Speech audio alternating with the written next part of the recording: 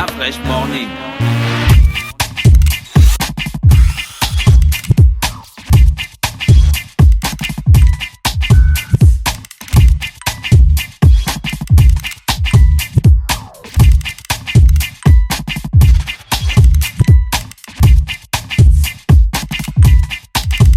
UrbanFM.fm.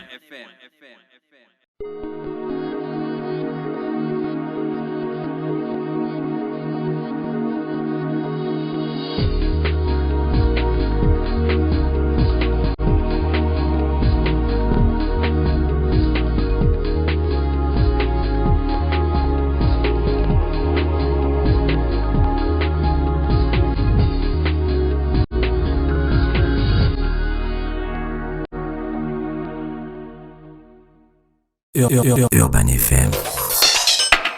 Découvrez et apprenez Urban FM. C'est la première radio urbaine au Gabon.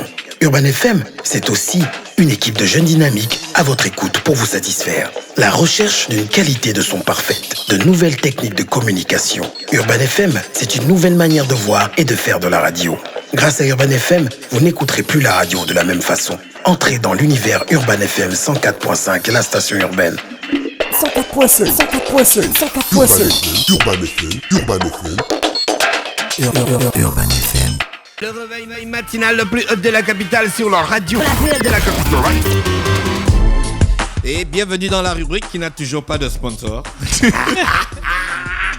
Bon, pourquoi le sponsor Urban Mosley. Pourquoi le sponsor? Avec le nouveau parti de Bruno Ben Mouba, c'est quoi? Là, c'est Alliance pour Urban le changement Mosley avec l'ACR. Il fait des être sponsorisé. Ah, mon gars, il y a qu'un parti politique qui peut te sponsoriser. Personne ne veut assumer. Personne ne veut assumer Mosley. Hein? Personne. Un gars inassumable. Alors, Mosley, on parle de politique ce Donc, matin. on parle de politique de ce matin pour revenir sur l'actualité du week-end, comme je l'ai dit d'entrée de jeu. Il s'agit pour nous de revenir. Mais sans te couper, personne n'assume le politique. Hein? Même dans les grands pays, voilà pourquoi ils sont toujours dans les malversations financières. Bon, une entreprise ne peut pas financer, ne peut pas sponsoriser un parti politique. Ça se fait. J'ai jamais vu ça en fait. Oui, je crois c'est genre le Front. Assumer le. Genre le Front National sponsorisé par RT. Peut-être pas de façon officielle, mais on a des partis politiques qui arrivent quand même à être des pourvoyeurs de fonds parce que oui, mais c'est les cotisations des militants. Pas toujours.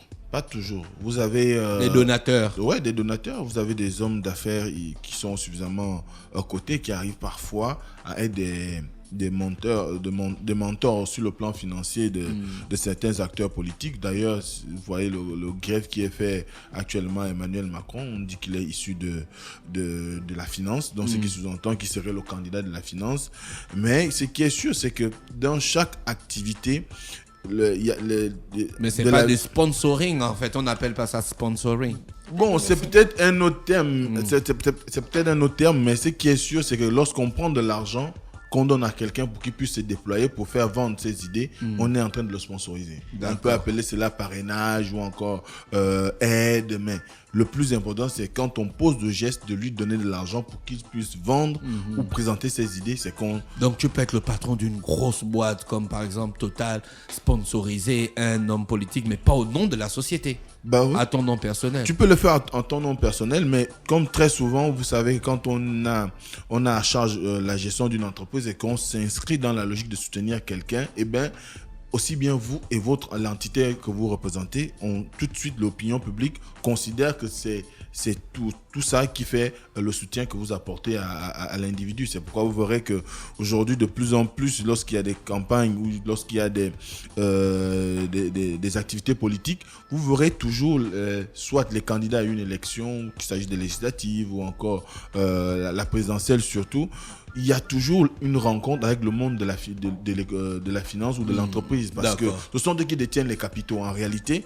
Parce que c'est vrai qu'on peut être avoir une lecture pas très clair de ce qui pourrait se passer au Gabon.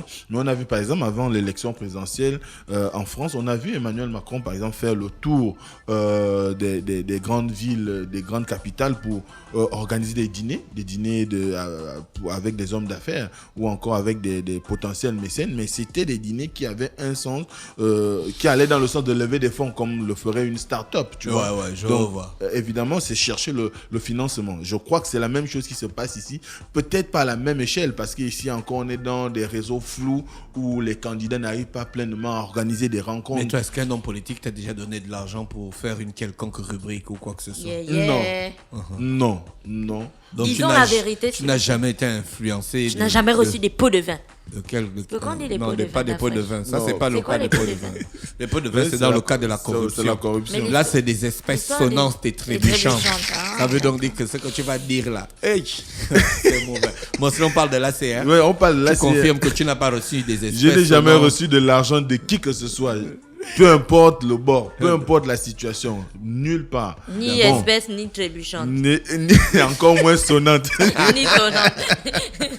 Donc, on est dans cette, on est en train de parler de l'ACR qui a eu un congrès. Un congrès qu'ils ont voulu, un congrès pour le changement, hein, un congrès qui avait pour ambition évidemment de faire en sorte que Bruno Ben-Mouma et les siens s'inscrivent dans une nouvelle logique qu'ils présentent à l'ensemble des militants et à l'ensemble de la communauté. Ce qui est désormais la ligne directrice de l'Alliance pour le changement et le renouveau. Et beaucoup savent que c'est un parti politique qui a été monté il y a à peu près 6 mois maximum, parce que Bruno Ben-Mouma juste après l'élection présidentielle était toujours, du moins avait la couverture de leader d'une frange de l'UPG, du nom du parti du peuple gabonais de feu Pierre Mamboundou.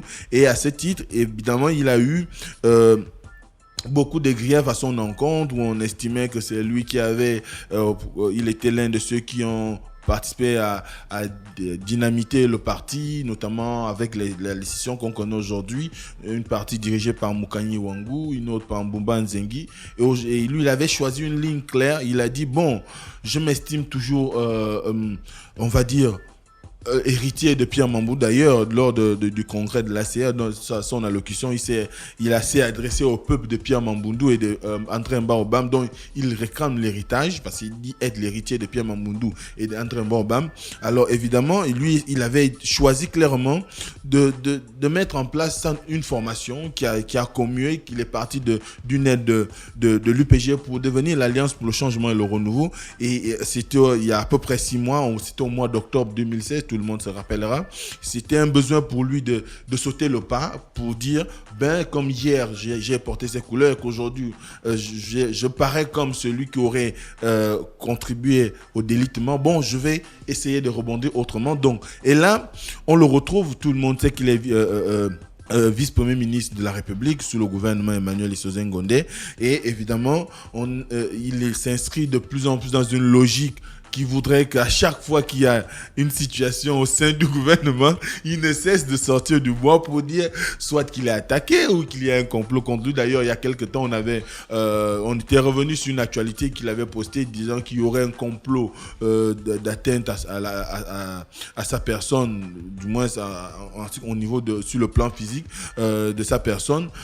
Et là, on se retrouve avec une nouvelle logique qui voudrait que, au niveau de l'ACR, on s'inscrit désormais sur le changement. Un changement qu'il veut radical. C'est pourquoi il a appelé à un congrès des réformes. Le congrès des réformes qui s'est tenu du 28 au 29 avril au Stade de la Nation. Ça se trouve à Bellevue, dans le 3e arrondissement de Libreville, où comme il l'a souligné si bien, il avait pu observer de loin les événements liés aux mouvements qui ont suivi la proclamation des élections présidentielles, et dans du moins les discussions qui ont constitué le statut de ce congrès, au-delà du thème central qui était le congrès des réformes, évidemment il y avait un sous-thème qui devait intéresser les militants. C'était le sous-thème qui avait pour titre « Avec Ali Bongo, construisons le Gabon d'après ». Et là, c'est ce qui nous intéresse parce qu'il faut savoir que le Gabon d'après, c'était le slogan, sinon le programme politique que Bruno Bembemba a présenté lors des élections présidentielles qui lui a valu la place de 3e à cette dernière élection. Et on se retrouve aujourd'hui avec... Ah, c'est vrai qu'il était 3e.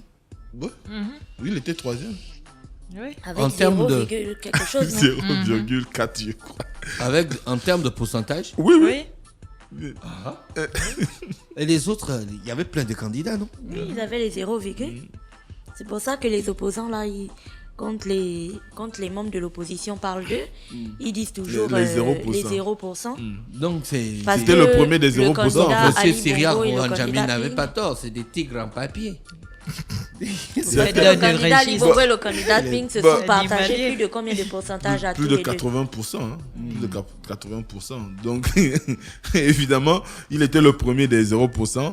Et aujourd'hui, il s'est inscrit dans une nouvelle logique. Il était quand même 3e. Hein. Oui, il était 3e. Et d'ailleurs, il ne cesse de le revendiquer. Qu'il a avoir été 3e à l'élection présidentielle, c'est pas une petite chose. Même si le score paraît minable, mais c'est quand même des voix des Gabonais qui ont été portées sur lui, qui ont fait qu'il soit celui qu'il est aujourd'hui. Peut-être ce qui a permis à ce qu'on le drague pour qu'il puisse participer au gouvernement qu'on pourrait appeler le gouvernement d'ouverture aujourd'hui.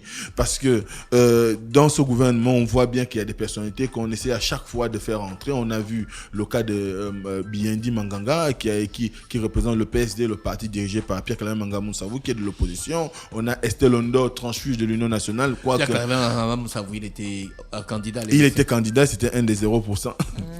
Il avait une position. Tu as regardé quand même Laurent. Il était peut-être 5e ou 6e si je ne me trompe pas. D'accord. Donc, voilà. Et l'Union nationale avait un représentant. Non, ils ont choisi de soutenir Jean Ping. Donc avec Casimir Oyemba. Donc, mais malgré ça, ils n'ont pas pu avoir la 3e place. Mais ils étaient 2e. Ah oui. Ils soutenaient Jean Ping avec Casimir Oyemba. Voilà. Ah d'accord. Ouais. Ils étaient 2e. Ah d'accord. Donc, donc évidemment, Bruno Bembemba aujourd'hui, il s'inscrit dans une nouvelle logique qui voudrait que la CA puisse être cohérent. Et d'ailleurs, Tu cherchais le résultat de qui, d'après je disais que Manganga Moussavou.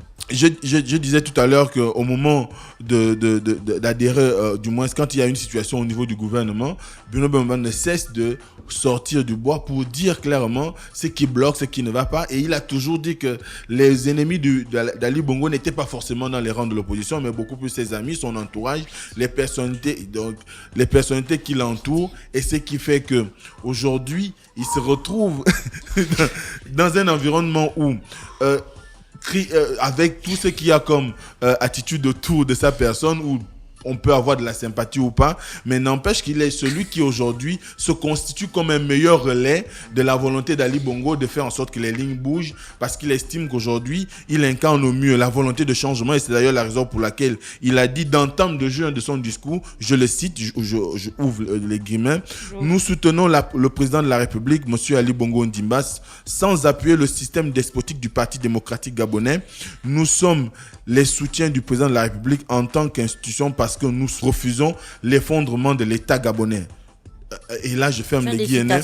Fin de citation, comme on dit souvent. Donc, évidemment, il est cohérent. Il est plus que jamais cohérent. En fait, il ne soutient pas la personne, il soutient l'institution. Il ne soutient pas la personne, il soutient l'institution, parce qu'il estime aujourd'hui que ce qui s'est passé à l'issue des résultats de l'élection présidentielle a été de nature à déstabiliser l'État. Il y a eu des gens qui se sont constitués plus ou moins comme des remparts pour pouvoir déstabiliser la République. Et lui, il ne s'inscrit pas dans cette logique-là. Et c'est la raison pour laquelle, du moins dans son discours, il a expliqué, c'est ce qui a motivé son adhésion non seulement au gouvernement, mais également de pouvoir pleinement participer aujourd'hui à l'œuvre de reconstruction, à l'œuvre de réconciliation qui est en train d'être engagée. D'ailleurs, il a appelé qu'on puisse faire en sorte que les actes qui sortiront du dialogue soient des actes qui soient en mesure de convaincre un grand nombre de personnes. Il faudrait que ça fasse shit pour qu'on n'en arrive pas à une situation où il y aura toujours ce fossé entre les populations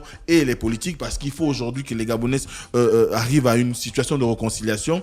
Et donc, évidemment, on voit bien que Bruno Bembemba et son parti entendent plus que jamais faire d'Ali Bongo leur cheval de bataille, leur meilleur chevalier pour pouvoir transformer le Gabon, pour pouvoir apporter un renouveau au niveau du Gabon, comme le stipule l'une des expressions qui forment le nom de leur parti politique, donc le renouveau, le changement, et qu'on puisse arriver évidemment à une nouvelle alliance, une alliance républicaine, une alliance qui pourrait plus ou moins aboutir à l'avènement d'une nouvelle constitution, d'ailleurs qu'il appelle de ses voeux. Il a d'ailleurs parlé d'un changement radical. Il appelle au changement radical. Le changement radical pour lui, c'est d'abord de commencer par réviser les institutions républicaines. D'ailleurs, il a proposé 11 points. Dans les 11 points, il y va du changement de la constitution, notamment en rapport avec la mise en place d'une constitution qui prendrait en compte non seulement les aspirations légitimes du peuple gabonais, mais également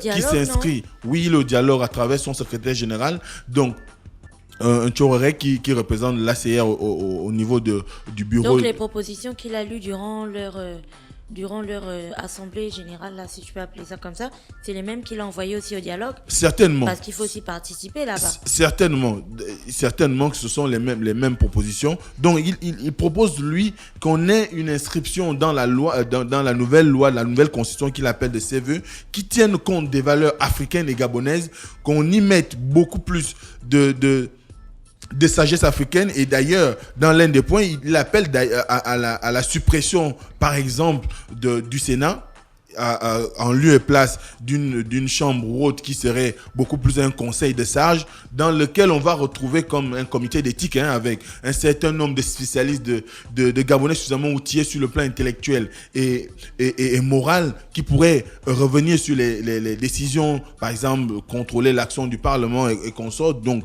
de l'Assemblée nationale.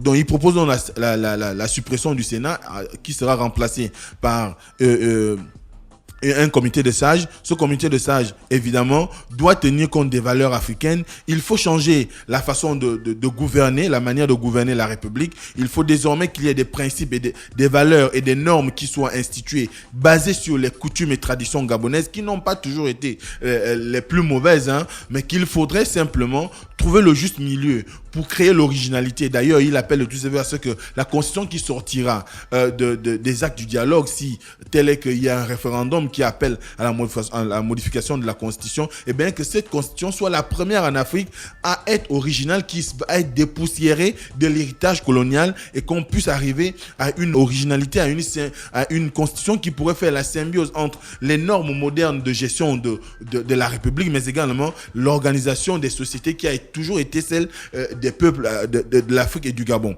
Ensuite, on a un autre pan, il parle de la valorisation de la culture. On voit si bien aujourd'hui, après la première phase du dialogue, notamment la phase citoyenne, où beaucoup d'associations et de personnels politiques avaient demandé le retour de la fête des cultures. Et là, on a un agenda qui a été présenté hier, par exemple, par le ministre d'État porte-parole du gouvernement, qui a fait savoir que la fête des cultures se tiendra dans les jours qui viennent. Et on voit bien qu'il y a comme un regain pour les politiques aujourd'hui de faire en sorte que tous les pans de la société puissent être mis en exergue, puissent être mis en branle pour pouvoir susciter cette communauté nationale qu'on a toujours voulu créer, pour mettre en place ce processus de regroupement, de prise en compte des cultures gabonaises dans la construction, la mise en place de la gestion de l'État. Donc ce sont autant d'éléments, et ce qui est le plus important aujourd'hui à retenir, évidemment, c'est cette capacité de Bruno Belmondo à aller toujours, du moins à contresens de certains qui aujourd'hui s'inscrivent dans la logique de dire qu'il faut noircir le tableau de la gestion, peut-être pas d'Ali Bongo, mais du président de la République. Mais lui, il pense qu'aujourd'hui, c'est peut-être une opportunité qui pourrait servir à rebâtir la nation, servir à reconstruire la nation, servir à renouveler le personnel politique. Vous savez que c'est le grand point aujourd'hui, le point central de tous les peuples à travers le monde. Quand vous voyez le populisme à prendre le dessus dans beaucoup de nations, c'est parce que les gens en ont un tout petit peu marre des mécanismes qui ont toujours été ceux de gestion de l'État, un mécanisme qui a toujours été empreint de cooptage, de parrainage, d'un processus qui tient compte beaucoup plus des arrangements entre individus que de réels besoins, de faire en sorte qu'on puisse arriver à un développement de la République. Donc Bruno Bemba propose l'audace. Il encourage Ali Bongo à être audacieux. Il l'encourage à devenir ce catalyseur-là qui pourrait apporter le changement au niveau de la nation, qui pourrait apporter un souffle nouveau dans la façon de gérer le pays, qui pourrait apporter un souffle nouveau dans le développement même du pays, parce qu'il s'agit aussi bien des changements qui doivent être opérés sur le plan politique, économique, mais également social. Donc, c'est un tout, et c'est ce qui a été le cœur évidemment du congrès qu'a organisé l'ACR du 28 au 29 avril dernier au niveau du Stade de la Nation à Bellevue. Et aujourd'hui, c'est vrai que prendre cette position, beaucoup pourraient plus ou moins s'interroger. Est-ce que Bruno Bemba est toujours opposant? Et d'ailleurs, comme je l'ai si bien résumé dans la chronique que j'ai eu à faire sur mon blog, je disais que beaucoup aujourd'hui se demandent si Bruno Bemba est toujours opposant ou il est désormais de la majorité. C'est la même question que je me pose. Si tel est qu'il estime qu'Ali Bongo est désormais le cheval sur lequel lui et sa formation politique doivent miser, pourquoi il ne saute pas le pas d'entrer pleinement dans la majorité, s'inscrire dans la logique de la majorité, que de continuer à torpiller la majorité qui, c'est vrai, à bien des égards aujourd'hui, a besoin des gens dynamiques, a besoin des personnes capables de relancer le débat, de faire en sorte qu'en interne, dans le camp de la majorité, on sorte de ce clivage qui fait qu'on a comme l'impression qu'au niveau de la majorité, c'est le j'observe et puis je vois ce que ça peut donner. Si tant que ça me sert, j'avance. Or, Bruno Bemba propose l'audace, propose le courage, propose de sortir de cet état de fait qui fait qu'aujourd'hui, les populations n'arrivent plus à avoir une meilleure lecture de la gestion de la République. Donc, il faudrait qu'il y ait un souffle nouveau. Si Moubamba a pris le courage d'organiser un congrès allant dans le sens de dire qu'il soutient pleinement le chef de l'État. On sait que le chef de l'État, même s'il n'y a pas de personnification du pouvoir, mais c'est Ali Bongo Ondimba. S'il soutient Ali Bongo Ondimba, qu'il le fasse de façon intégrale en adhérant à la galaxie politique qui est la sienne. On ne saurait être d'une branche de l'opposition et prétendre soutenir quelqu'un qui est normalement opposé à notre vision du monde. C'est une vision, c'est une vision aussi pour lui. Oui, mais ça ne s'explique pas dans l'opposition. Parce que les opposants dans notre pays, vous connaissez le clivage qu'il y a. Il n'y a pas de centre, il n'y a que la majorité et l'opposition. Soit vous êtes de la majorité ou vous êtes de l'opposition. Peut-être qu'ils peuvent créer un nouveau. Peut-être que la constitution qui va arriver va changer les choses. Mais encore que même quand on est au centre, on a toujours un penchant soit pour le centre droit ou le centre gauche. Donc, à ce moment-là, il faut qu'il reprécise ses positions pour que les gens puissent avoir une meilleure lecture du soutien plein et entier qu'il apporte désormais à Ali Bongo, pour qu'on ait une meilleure lecture de son engagement auprès de ces derniers. Tu lui as demandé J'ai déjà sollicité une invitation. Oui, avant même le congrès. J'espère que son équipe de communication nous fera le plaisir de... Dina Kole-Kosso. Oui, certainement. Et c'était à Dina Kole-Kosso que j'avais formulé ce vœu-là de recevoir Moubamba. On espère tout simplement que d'ici là, on aura l'opportunité, évidemment, de le recevoir sur le plateau pour qu'il puisse revenir lui-même sur le pourquoi de ce nouveau positionnement et pourquoi il tient tant à rester dans l'opposition tout en soutenant le chef de l'État ou Ali Bongo Ondimba. Merci Mosley, c'était donc Mosley dans la rubrique politique du mercredi, c'est lundi, mercredi et vendredi et sur les 104.5 Urban FM, la station urbaine. On va se dire bye bye, Gina, on se dit bye bye, on se retrouve demain en mode histoire. Oui, on se retrouve demain. La semaine est passée vite parce qu'il n'y avait pas le lundi. Oui, parce qu'il n'y avait pas le lundi, mais pour rebondir et non pas rebondir, aller dans la suite et donner la vérité, en fait la vraie version, parce que tout à l'heure on parlait de statistiques. Bruno Bemba, donc pour rétablir la vérité, a eu 0,53% des voix, pas 0,40 comme on en parlait. D'accord, ok. Ingrid, on se retrouve demain. Ouais, on se retrouve avec demain. Ilma Beauté. Oui, avec Ilma Beauté en mode old school. D'accord. Restez connectés sur les 104.5. René Ruth aussi est avec nous ce matin sur les 104.5 Urban FM, la station urbaine. René Ruth, bonjour. Le réveil matinal le plus haut de la capitale sur leur radio. La plus haute de la capitale. Du lundi au vendredi, de 7h à 10h, reçoit 104.5 tonnes de musique dans le DAF Morning.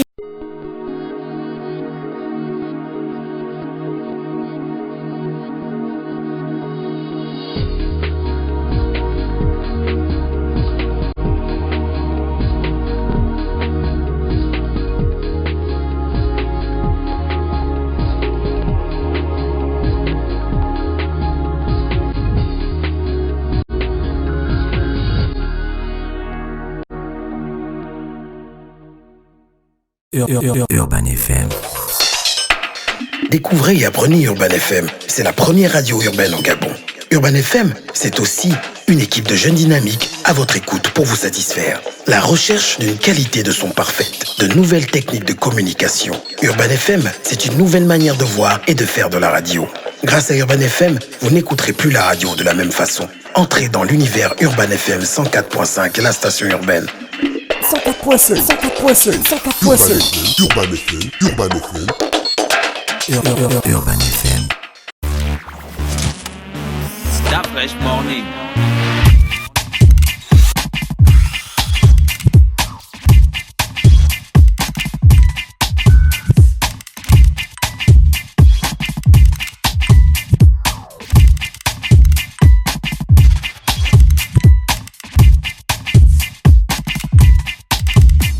UrbanFM.fm